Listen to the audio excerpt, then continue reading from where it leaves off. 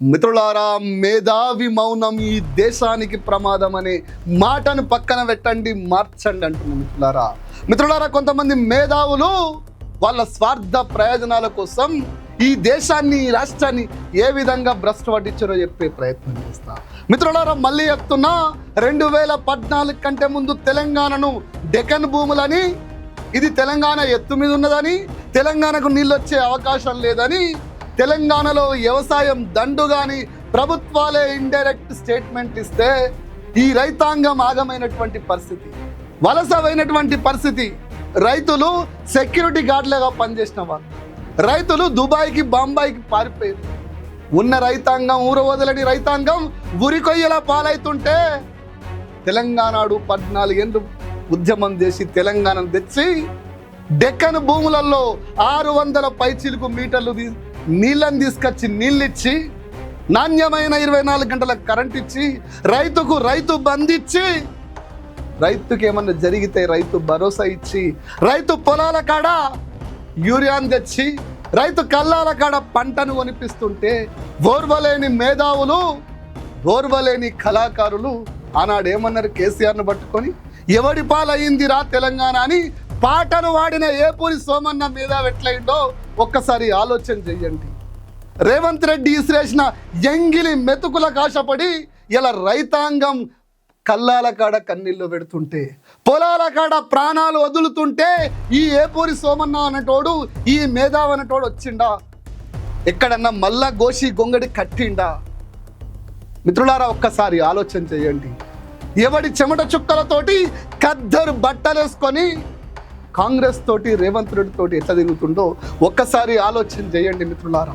మిత్రులారా, గోషి గొంగడి పెట్టుకొని గజం గజం ఎగిరినటువంటి ఏపూరి సోమన్న ఊర్లలో రైతులు ఆగమవుతుంటే ఎన్నడన్నా మళ్ళా గజ్జె కట్టిండా? పల్లెటూర్లలో నిరుద్యోగులకి అన్యాయం జరిగిందని నిరుద్యోగులను తప్పుదారి పట్టించి 2 లక్షల ఉద్యోగాల లెక్కలు చెప్పి వానికి ఒక ఉద్యోగం వచ్చేదాకా మేనిఫెస్టోలు రాసి ఎమ్మెల్సీ పదవెక్కిన కోదండరామిరెడ్డిని ఎవడన్నా మళ్ళీ అడుగుతుండా? మిత్రులారా, ఆలోచన చేయండి. నిరుద్యోగులకు ఉద్యోగాలు ఇస్తామని తను ఉద్యోగం సంపాదించుకున్న కోదండరామిరెడ్డి ఈ తెలంగాణకు ఎట్లా మేలు చేసిండో ఆలోచన చేయండి మిత్రులారా. మిత్రులారా, ఈ కోదండరామిరెడ్డి, ఈ ఆకునూరు మురళి, ఈ ఏపూరి సోమన్న, గత్తీనుమారు మల్లన్నట్లుంటోళ్ళు తెలంగాణలో మేధావులము, పెద్ద పెద్దోళ్ళమని పీకుడు మాటలు మాట్లాడి తెలంగాణ బిడ్డ పాలిస్తుంటే ఓర్వలేక ఆయన మీద అబద్ధాలు, కట్టుకథలు, పిట్ట కథలు చెప్పి తెలంగాణలో కాంగ్రెస్ని గద్దెనెక్కిస్తే ఇలా కాంగ్రెస్ ఏం సక్కదనం చేస్తుందో ప్రశ్నించలేని వాళ్ళు వీళ్ళు మేధావులు ఎట్లయితారు? తెలంగాణ కోసం కొట్లాడిన వాళ్ళు ఎట్లయితారు? రైతులు చచ్చుతుంటే పసిపిల్లలకు పట్టడన్నం పెట్టలేని, చిన్నపిల్లలు గురుకులాల్లో చస్తుంటే మాట్లాడలేని ఈ దొంగలు మేధావులు ఎట్లయ్యారు?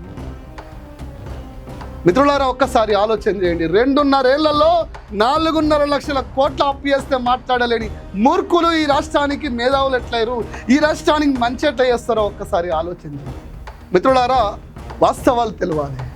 అబద్ధాలతోటి అందలం ఎక్కించడానికి ప్రతి మేధావి నేను మేధావి, నేను మేధావని కేసీఆర్ మీద కామెంట్లు చేసి, కేసీఆర్ మీద బురద జల్లి, కేసీఆర్ మీద విషం నింపి, మిత్రులారా, ఇలా రేవంత్ రెడ్డి తీసుకొచ్చి ఏం చేశారు? బనకచెర్ల కోసం ప్రయత్నం చేస్తుర్రా? పాలమూరు రంగారెడ్డిని పాతర పెడుతుర్రా? మిత్రులారా, ఒక్కసారి ఆలోచన చేయండి. కాళేశ్వరాన్ని ఆగం పట్టించి తెలంగాణను ఎడారి చేసి, తెలంగాణ అంటేనే ధిక్కార స్వరాన్ని ఇలా చేతులెత్తి అర్జించే పరిస్థితికి తీసుకొచ్చారు ఈ మూర్ఖుల మాటలను. మిత్రులారా, గందికే చెప్తున్నా, మేధావుల మౌనం కాదు, ఈ మూర్ఖుల ఆలోచనలను మీరు పసిగట్టకపోతే గప్పుడెప్పుడో 30-40 ఏళ్ళ కింద ఉన్న ఎడ్డి తెలంగాణ, గుడ్డి తెలంగాణ లెక్క మారాల్సి వస్తుంది.